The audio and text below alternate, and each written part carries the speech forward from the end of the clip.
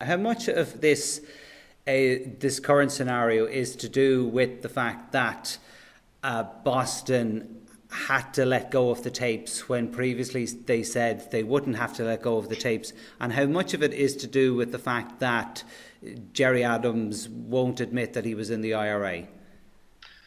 Well, I'm not sure that Gerry Adams' refusal to admit that he was in the IRA is a factor at all. I think that had Gerry Adams admitted he was a member of the IRA, he would be charged today.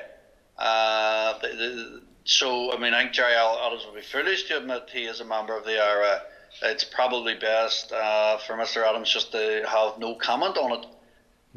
The Boston College situation, I think, is diabolical in that the college did not put up the fight that it could have put up. It put up a minimal fight. It engaged in absolutely no political fight. Its attitude from day one of the subpoenas, as expressed by one of the professors on the phone, was that he was fearful because there was an attitude on campus amongst the staff, the senior staff, probably the trustees, that they are all terrorists. Why should we cover for them, or why should we fight the case for them? Boston College was quite prepared to fold from the outset. And then they engaged in an enormous amount of dissembling, which was so easily demonstrated as to be as such because of the emails and the paper trails that they left. Okay, so if this is the case, I mean, if they're going to wash their hands off you so quickly, as you said, they were saying that these guys are only terrorists, I mean, why would they involve themselves with it in the first place? Well, I think they felt that it was a very valuable academic resource to have, a string to their bow in their very prestigious library. They were prepared to take the goods but not pay the price, and the price at the time when the subpoena came through was standing up and fighting. I mean, they were scathingly dismissed by Harvey Silverglade of the American Civil Liberties Union for refusing to put in the effort that they could have put in. And I think he feels that they could have gone as far as to simply move the archive and refused or to destroy it rather than hand it over. His point was very firm that if you're going to take this sort of stuff onto your campus and you have research participants involved and your researchers, why at least not, you better be prepared to stand over it and to fight the fight. And Boston College weren't. Right. Now, in these tapes, there's a lot more to them than just Gerry Adams and the killing of Jean McConville. Can you tell us a little bit more about it? Well, it's an exercise for the purpose of enhancing public understanding and to use the buzzword of today, truth recovery. I spoke to many people for the archive, and I just didn't speak to people who were in the IRA. I spoke to people who had a knowledge of republicanism. I could bring something to the academic domain about republicanism, which we felt was previously not there. And so it was. It was a sort of also a moral reflection. And people were asked their views of other people, their views of strategy. They're trying to find how strategy developed, what discussions took place about strategy, the attitude to a wide range of issues. Even when Judge William Young read it of the Boston court, and he proved to be no friend of ourselves, the researchers, he made the point that it was a bona fide academic exercise of considerable intellectual merit. Okay, so in many ways it was a reflection on what Republicans had engaged in. Now, I know loyalists were also interviewed in the process as well, but it was a reflection on the conflict, as in, was this the right thing to do, or could it have been done a different way along those lines for a type of oral history to see, well, what was it all about? It was very much that would have informed it. I think it's safe enough for me to say that was the type of area or lane of inquiry that we were exploring. Because, if you look at the IRA campaign, it virtually was defeated by the British, And now Sinn Féin and the provisional movement are basically doing everything that they criticised everybody else for doing, and saying now, while that's a good thing or a bad thing is another matter. I'm not really sympathetic to it by any stretch of the imagination, but there are people support it. But it is very beneficial for people to look at the origins, examine the trajectory, and see where it, I'd say, diverted rather than deviated, where it became diverted from what the original plans and goals were. Because in some ways there's a complete and utter refashioning, revision of the history of the Provisional Republican movement. And we see today arguments being made that it was the struggle was ideologically about getting United Ireland. Or sorry, the struggle was ideologically about getting some sort of equality agenda. Yeah. It had nothing to do with the equality agenda. I mean, we had argued while we were in the Provisional IRA many years ago. God made the Catholics and the Armalate made them equal. So we already believed we did have an equality. We wanted a united Ireland, and this is what it was about. Now, there were different dynamics that drove people into joining the IRA, different motivations, and I think that in any study of this type, it's important for the historian to concentrate on motivations, to certainly focus on motivations, and to tease out the different strands, to find out if people joined. And I did this in my PhD also. If people joined movements, social protest movements, because of a particular event, or because of they were predisposed towards it because of an ideological background, had they been steeped in ideology, what was their understanding of politics, how Marxist were they, or how opposed to Marxism were they, and great deal of moral reflection on all these matters. And is that not acceptable, though, that people would get involved in it for the purpose of united Ireland as opposed to equality? Well, it's not the question of whether it's acceptable or non-acceptable. It's trying to tease out why they did. Right. I think that, if you look back on the conflict, the justification for killing, that the Provisional IRA leadership and the Sinn Féin leadership stipulated or tried to legitimise the killing campaign on, was that you had this British involvement in the country, and therefore they had to be expelled, and the only way to expel them was by military force. So we had a situation whereby all the police officers and all the army soldiers, the British military and the Ulster Defence Regiment, which later became the Royal Irish Regiment, those people then were killed for ideological reasons, as well as the reasons that people were opposed to the repression. But the ideological sort of reason, based on a Republican philosophy, was that they were defending the consent principle. Now we have that turned on its head, and Sinn Féin is defending the consent principle. So the point that I would make is they were killed to get a united Ireland, to try and coerce Britain out. Yeah. They were not killed for an equality agenda. Now, I don't feel that the struggle, the armed struggle, could ever be justified on trying to get an equality agenda. I think, had we have argued back in 1974 that all we want is a power-sharing executive up at Stormont, similar to what the SDLP got. We actually brought this power-sharing executive down. Well, we wanted it brought down. The unionists brought it down. But had we been able militarily to bring it down, we would have done. Okay, so it was about a united Ireland, not about equality, and effectively what the Good Friday Agreement has landed is equality. What they were, well, not exactly, but what they weren't fighting for. The points I think you're right there, Peter. But I've also said that if you look at the IRA as some sort of structural phenomenon rather than merely an ideological one, you come to a conclusion pretty rapidly that the insurrectionary energy that threw up the IRA, the Provisional IRA, came from an unhappiness with the way the British behaved while in Ireland. It did not come from the fact that the British were in Ireland. Yeah. Now, that energy was manipulated or moulded and directed toward an ideological a certain ideological project, and there was a certain lack of symmetry between that energy and the goals that the Provisional IRA leadership set, which when they were trying to sort of articulate that energy into their struggle.